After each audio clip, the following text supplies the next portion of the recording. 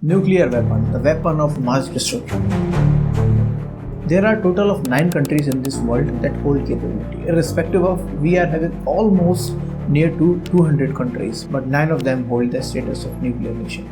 But the question arises from where to now we are heading towards the nuclear war between the countries, and how all of these countries get there. From the desert of New Mexico to the secret lab in Pakistan, we will take a deep dive how all the countries in this world hold the nuclear warheads. It all started in America in World War II time, named as Project Manhattan.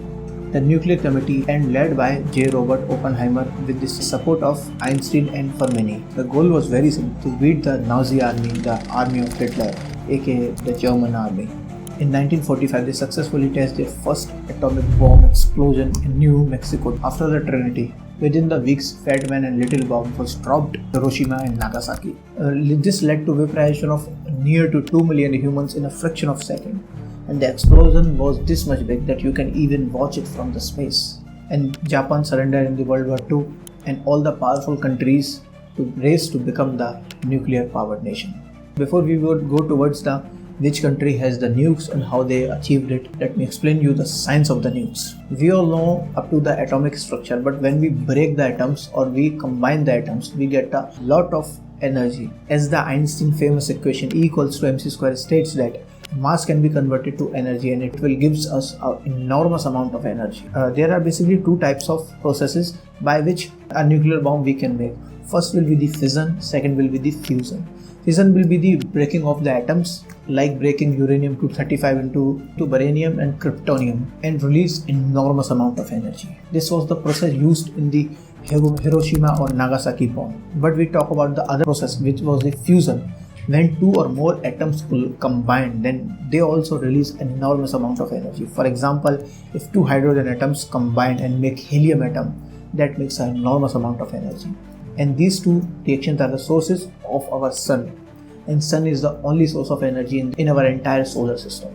Let me give you an example of equivalent TNT as compared to the nuclear explosions we have. If you talk about the Fat Man, it will be equivalent to 21,000 tons of TNT, which is a very huge number. Now move to the most segment of this video, which will be the countries which hold the nuclear power. So the number 1 will be the USA, United States of America. They get the nukes in 1945, named as led by the legend J. Oppenheimer. It was the time of end of the World War II, and there were 2 big players in the World War. One would be the USSR and second was the US. So in 1949, USSR put some spies in the Manhattan Project and able to make the nukes under the project name First Lightning, led by the Soviet physicist Igor Kurchatov. In between this time, the USA decided to make an ally with some European countries. So in 1952, United Kingdom achieved nuclear power with the help of USA in the World War II era, and they first detonated their nuke in Australia under the operation of Hurricane led by William Penny.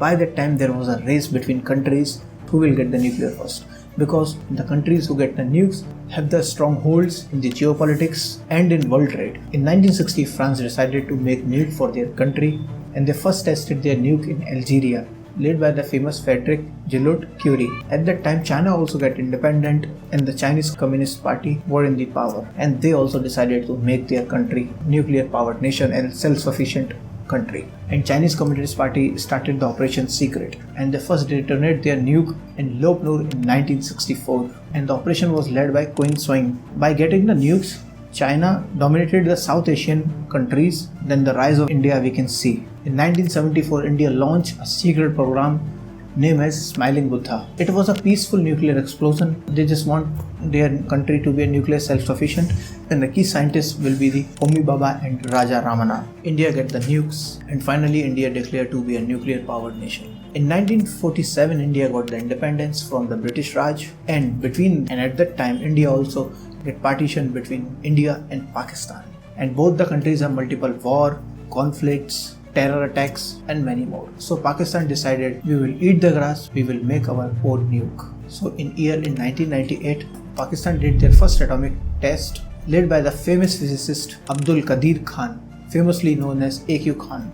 AQ Khan was accused multiple times of stealing all the nuclear and very confidential data from multiple countries. As the Pakistan also got the nuke, there was a race between countries to become a nuclear power countries. Then North Korea in 2006 conducted their first nuclear test, led by their dictator, so-called President Kim Jong-il. So all these are the countries who holds the nukes. Now all these countries crank up their production and start making more and more nukes. To the present date, there are almost 13,000 nuclear warheads ready to be fired, are secretly located across the world. They have this much power that they can destroy the entire world multiple times. Mostly USA and Russia holds all the nuclear warheads. So the question arises, what will be the future of nukes? Will more countries go to the nuclear war? Will they start making more and more nukes? Or in this today's era, they will fight over the AI or by the warhead drones? As we have seen right now, between Russia, Ukraine, Israel, Iraq war, they are using a lot of UAV drones to win the war. If you made this far, you are 90% smarter than the people who are on the YouTube. Hope you like this video.